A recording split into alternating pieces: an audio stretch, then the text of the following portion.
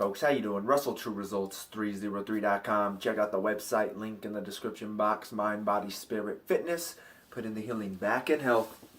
Once again, don't forget to visit the website, links in the description box. Get your free gifts.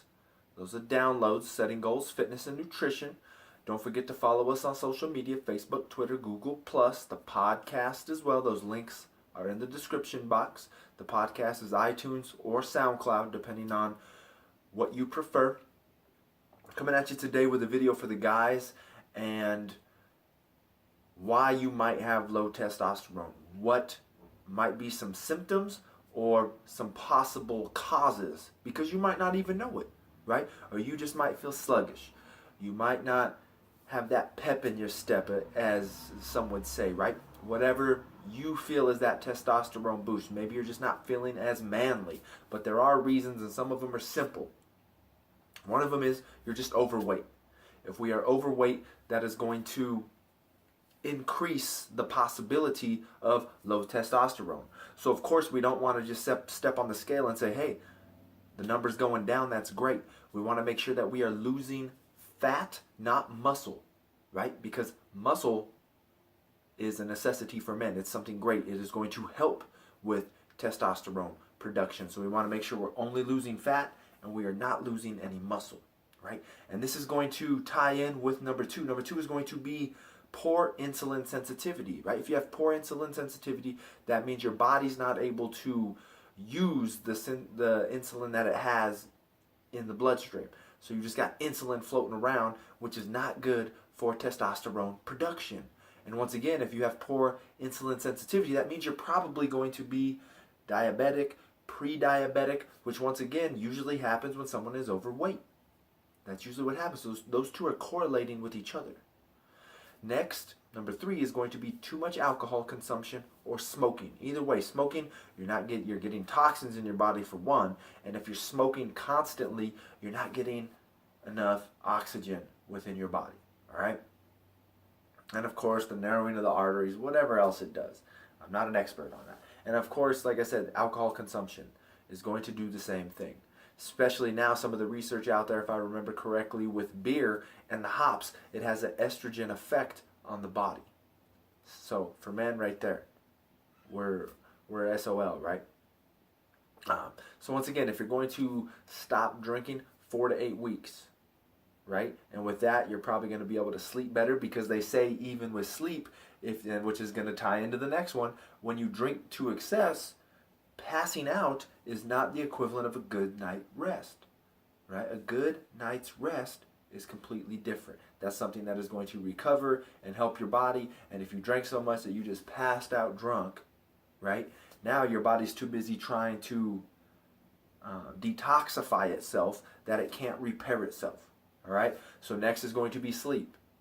Now, this is a big one. Even if I try to go to bed to get 9 hours of sleep, I'm waking up 5 times in the middle of the night. Even if I go to bed 5 hours before that, I'm going to be waking up once or twice. But we want to make sure we're trying to hit 7 to 8. That's what they say, 7 to 8. But once again, it's whatever's best for you. We're all different.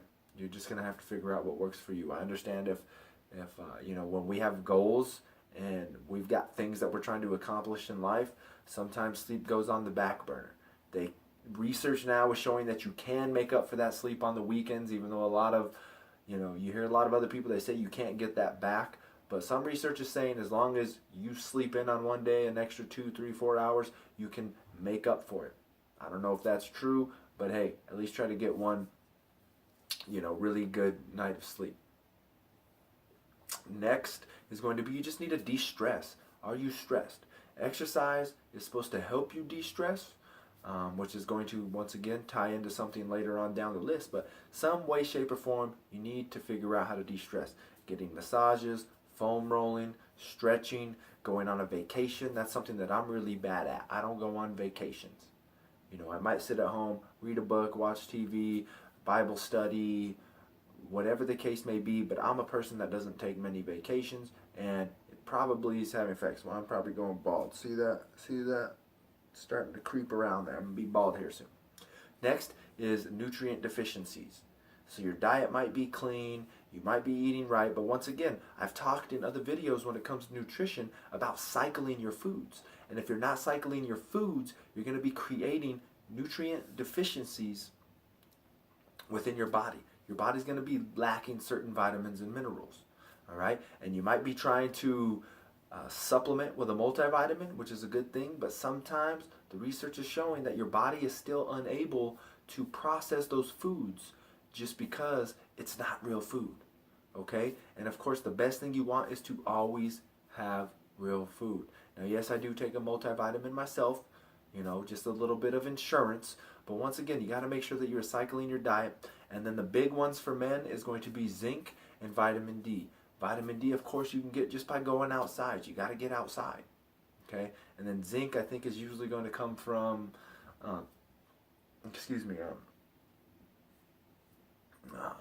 protein. If you get protein, you're getting zinc. I'm pretty sure that's what it was. Next is your workout routine. You're not doing the right exercises. I'm going to tie these two together. This is going to be 7 and 8. You're not doing enough compound lifts and you're doing too much isolation. And so I always try to tell people, if you're trying to lose weight, right, every back exercise is a bicep exercise. I'm going to burn more calories and build more muscle performing a row than I am doing a bicep curl. Bicep curl, I'm using this. A row, I'm using this and my entire back. And if you're bent over, now your abdominal area and your whole body is engaged. So you want to make sure you're doing compound movements. That can be a squat, a deadlift, if you're capable of doing these things. If not, I understand you can do a leg press, you can do something else. But once again, stay away from just calf raises, bicep curls, tricep extension, wrist curls. These things, unless you've already got a decent body and you're just trying to go for the aesthetic look and get those actual bigger biceps, you need to make sure that you're performing the big movements. Pull-ups as well. I should have said that. So once again, that's the next one is too much isolation moves. And if you're experienced enough, start to experiment with Olympic lifts. Now, I've dabbled with them myself a few, but I'm not a certified Olympic lifter. That's something I don't do with my clients. When you're at the beginning of your fitness journey, it's not something that you really need.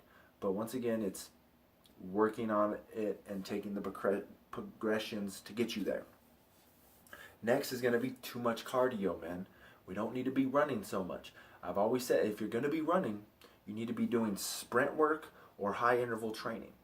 All right? So when you're done with this video, you might have seen it before. It's Google marathon runner versus sports athlete, right? When you watch the Olympics, you'll see those marathon runners. They're all skinny and twigs, right? And when you see a sprinter, right, they're all muscular. All right? That's explosive work. It's short, it's sweet, gets the blood flowing, the blood pumping, your muscles are contracting really fast and going. Long distance, yes, they're going fast. I'm not going to lie, they're running a 4-minute mile, but once again, sprint work and plyometrics, sprint work, any HIIT training, circuit training, things like that, that'll get the heart rate up. But you're not doing it for a long period of time. There's research starting to show that that's bad for you as well. And then next is just no recovery. Maybe you're working out too much, right? What they say is before you ever start your journey, you should try to take a resting heartbeat, right? What's your heartbeat when you first wake up in the morning? Some people will probably be around 60. I've gotten to the point a long time ago when I was in really good shape, when I was down in like 48, 49-ish. But once again, figure out what that is for you. Just, put it right here. You always start with 0, 1, 2, 3, 15 seconds, you multiply by 4. 30 seconds, you multiply by 2, or you set your phone and you just count it out. Now, if all of a sudden 2-3 months down the road, you're taking your heart rate and it's 10 beats above what it normally is when you first wake up in the morning, you're probably overtraining. Men, if you're not waking up in the morning with an erection, you are most likely low in testosterone, of course. That's what that means. So you're probably working too hard. You're not getting enough recovery. You're not getting enough sleep. You're nutrient deficient. You're stressed out. Too much alcohol. All those things, right? They're all going to incorporate into the reason why you have low testosterone. So there you go. 10 reasons why you have low testosterone. 10 things that you can do to fix, overcome, and reverse it. right? You can gain this back, but it's going to take work. You need to make sure that you are on point in every aspect of your life. That's what being a man is about, right?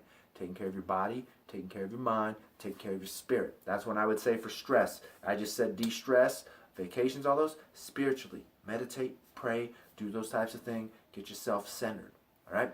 So, once again, I hope that helps. I hope it's going to give you, some hope that you can overcome this, and it's going to take hard work. It's going to take time, but trust me, you got this. I know you do. So, once again, don't forget to follow on social media, Facebook, Twitter, Google+. The podcast is down below. iTunes, SoundCloud should be on. I think I'm on TuneIn Radio and iHeartRadio probably as well. So wherever you are at, don't forget to search the channel for exercise demonstrations, nutritional videos, motivational videos, spiritual videos. I'm trying to make this well-rounded, that it's going to be something that you can enjoy and those around you that will be able to enjoy as well, right? It's going to help everybody, men, women, whatever. So don't forget to subscribe to this channel as well. Share and like these videos.